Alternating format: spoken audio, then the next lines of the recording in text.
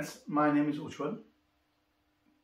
आज मैं बात करने वाला हूँ जो बहुत सारे दोस्त पूछते हैं कि भाई ये विदेश जाने का कीड़ा कैसे चालू हुआ। ये बात है 99 के करीब की। मैं दिल्ली में पढ़ता तो क्या था, मतलब हायर एजुकेशन के लिए मैं झुंझुनू से दिल्ली आ गया था ICW के लिए। अब पढ़ाई तो कितनी कर रहे थे वो तो अलग बात है, लेकिन हाँ मैं दिल्ली जरूर आ गया था। तो हमारे एक रिश्तेदार ने बोला भाई वैसे तो तू करता तो कुछ है नहीं, ऐसा क्यों नहीं करता कि तेरी जीजी, मतलब हमारी दूर की रिश्ते में सिस्टर लगती हैं, भाई उनको तू हैदराबाद छोड़िया। पहले तो मैं सोचा जाऊं नहीं जाऊं, फिर उन्होंने ऑफर इतना अच्छा दे दिया। उन्होंने बोला भाई देख कैसा है, मैं तेरे को राजधानी की टिकट भेजता हूँ, तू और तेरी जीजी दोनों राजधानी से आ जाना। मतलब भाई उस टाइम पे राजधानी क्या बहुत बड़ी बात थी। मैं बात कर रहा हूँ आज से 25 साल पहले की। 25 साल पहले राजधानी बहुत बड़ी हुआ करती। आज जैसे फ्लाइट का टिकट आज होता है, उस टाइम पे उतना महंगा था फ्लाइट राजधानी का टिकट। तो मुझे लगा यार उससे पहले हम तो झुंझुनू से दिल्ली की बस ट्रेन में बैठे हैं और कोई बोले कि भाई सीधा राजधानी में आ जाए। और उस टाइम में राजधानी दिल्ली से राजधानी का हैदराबाद का 2 दिन का रूट था। मुझे लगा यार चल वैसे तो कुछ कर नहीं रहे, 2 दिन मिल के आते हैं, आराम से हैदराबाद घूम आएंगे। वैसे भी जिया जी ने बोला था भाई कि आज अब मैं तेरे को हैदराबाद सिकंदराबाद वगैरह घुमा दूंगा। तो भाई हम लोग राजधानी में हमने सफर चालू किया अपना। अब क्या उस टाइम पे क्या राजधानी में थोड़े रईस लोग चला कर रहे, हम थे यार मिडिल क्लास लोग। भाई मम्मी पापा दोनों टीचर, आराम से, मतलब ठीक है भगवान की दया से पैसे की कोई कमी नहीं थी। माँ बाप के सरकारी नौकरी होना इंडिया में बहुत बड़ी बात है, और टीचर होना तो बहुत बड़ी बात है। मतलब उस टाइम पे भी माँ बाप की अच्छी सैलरी थी, फिर भाई भी कमाता था, तो ऐसा कोई बहुत ज़्यादा टेंशन थी नहीं हमारे ऊपर। तो वहाँ बैठे बैठे जैसे मैंने पिछले वीडियो में बताया कि भाई हमें बात करने की बहुत आदत है। तो जिस आदमी से मेरे पास में एक अंकल जी बैठे थे, और उनसे बात करने पे मालूम पड़ा उनका सरनेम भी भारद्वाज ही था जो मेरा था। तो उन्होंने पूछा बेटा क्या करते हो। तो हमने तो अपनी आदत के हिसाब से बोल दिया भाई अंकल जी करते तो क्या है, लेकिन मतलब जैसे भी एक ICW कर रहा है। तो मैंने पूछा अंकल जी आप क्या करते हो। बोल अंकल जी बताया बेटा मैं भी तो अभी ऑस्ट्रेलिया से आया था। तो जब अंकल जी ने बातचीत करना चालू किया तो अंकल जी ने बताया कि बेटा मैं ऑस्ट्रेलिया अपने बेटे के पास गया था जो MBA कर रहा है वहाँ पर। फिर अंकल जी ने जैसे जैसे ऑस्ट्रेलिया के बारे में बताना चालू किया कि बेटा वहाँ पर कैसी लाइफस्टाइल है। सुन के बहुत अच्छा लग रहा था, क्योंकि भाई मैं उससे पहले किसी से नहीं मिला था जो विदेश गया हो। हमारे जानकारी में जो विदेश गए थे, कोई इराक गया था, कोई मिडिल ईस्ट गया था, तो वो क्या मोर लेबरिंग काइंड ऑफ जॉब में गए हुए थे। तो ऐसा कोई नहीं कहता कि अपन सुन के किसी से बहुत ज़्यादा इंस्पायर हो जाए। तो फिर अंकल जी ने बताया कि बेटा वहाँ पर अंडों के ऊपर एक्सपायरी होती है, फ्रूट्स के ऊपर एक्सपायरी होती है, वेजिटेबल्स के ऊपर एक्सपायरी होती है, ये होता है वो होता है। बहुत सुन के बहुत अच्छा लग रहा था। मतलब जब अंकल जी ने इतना कुछ बताया तो यार मन ही मन में कहते हैं ना वो जिज्ञासा जानू हो जाती है, मतलब कि यार पूछे तो सही कि अंकल जी। तो मैंने अंकल जी से वैसे डरते डरते पूछा अंकल जी मतलब ऑस्ट्रेलिया में MBA अगर आपका बेटा कर रहा है तो रफली क्या खर्चा आता है उसका।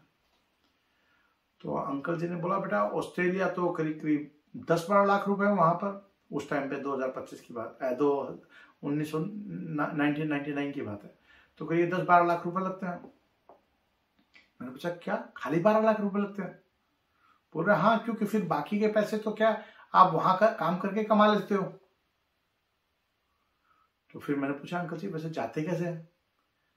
तो उसने बताया बेटा यहाँ स्टूडेंट एडमिशन्स होते हैं यूनिवर्सिटीज के लिए, और वो आपको गाइड कर देते हैं। भाई जर्नी तो खत्म हो गई, और अब मन में एक कीड़ा चालू हो गया कि भाई जैसे दिल्ली पहुंचे जाके जो अंकल जी ने एजेंट दिया था, मतलब स्टूडेंट वो लोग वो थे जो यूनिवर्सिटीज में एडमिशन करवाया करते हैं, क्योंकि ज़्यादातर यूनिवर्सिटीज जो एडमिशन देती है वो स्टूडेंट एजेंट्स के थ्रू देती है। तो जैसे तैसे दिल्ली पहुंचे, जाके स्टूडेंट उनसे मिलके आए, पूछा भाई कि क्या होता है कैसे होता है कितना खर्चा है। तो उन्होंने बताया भाई ऑस्ट्रेलिया का खर्चा करीब करीब 10-12 लाख रुपए का है, बाकी के पैसे आप वहां जाके कमा लेते हो। ठीक है। तो मैंने सोचा भाई 12-15 लाख रुपए हमारे लिए अफोर्डेबल था उस टाइम पे। दोनों मम्मी पापा बताया चुप में थे, भाई काम पे था। तो लगा था भाई ये अमाउंट तो हम अफोर्ड कर सकते हैं आराम से, ठीक है।